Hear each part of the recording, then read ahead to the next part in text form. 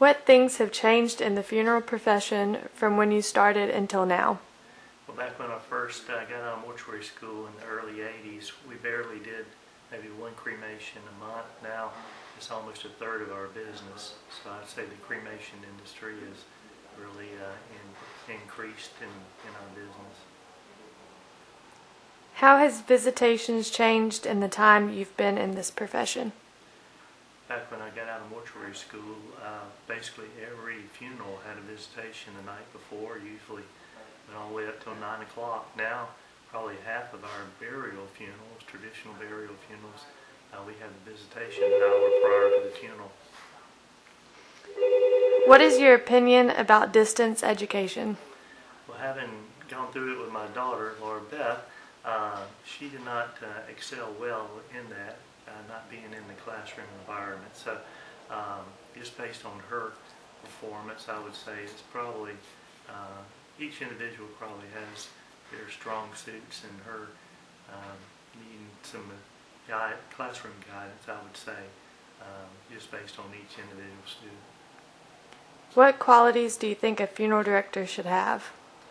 We've got a cartoon in the back, it's a Wizard of Id, and the local undertaker's got a help wanted sign outside, and a guy asked him, said, well, what does it take to work there? He said, well, you got to be compassionate, caring, and able to lift 300 pounds. So for the caring and compassionate and being able to deal with families is a good quality to have. If you could introduce a funeral law based on your experience, what would it be? Well, in the state of Florida, if you get the family's permission, you can still have the top of the vault lid showing in a cemetery. That is just kind of difficult to maintain over the time. I would suggest that all burials be at least a minimum underneath the ground, 2 or 3 feet.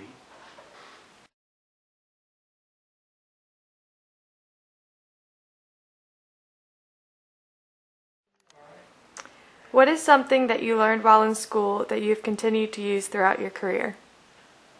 The one thing that came to mind is the portions of the face, like the measurements of the face. I still use that a lot today, especially closing mouths, and then when I have to do some restorative work on the face, it really helps out a lot. What has your experience in the funeral profession been like? It's been really good. There's times, when you're up at night that you wish you were doing something else, but it's been real rewarding. It's great to hear people say that it helped them with closure as far as seeing their loved one in a peaceful atmosphere, and so that's been real rewarding, helping people during that time. Thank you.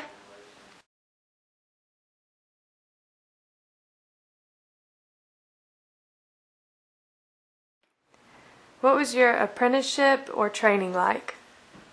Apprenticeship and training was more or less an ordinary day of work. A lot of knowledge acquired from other funeral directors and embalmers. How has OSHA changed throughout the years?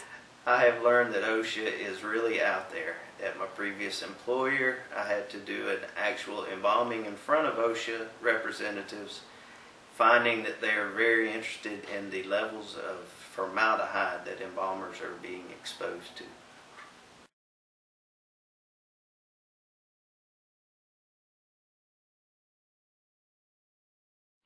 How has the laws changed throughout the years?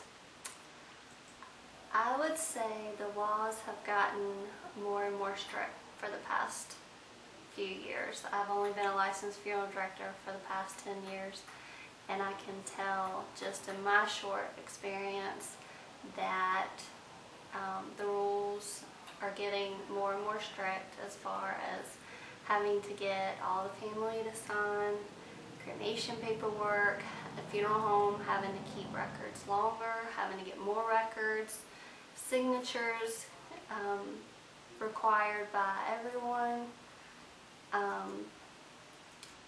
is how I would say that laws have changed in the past few years.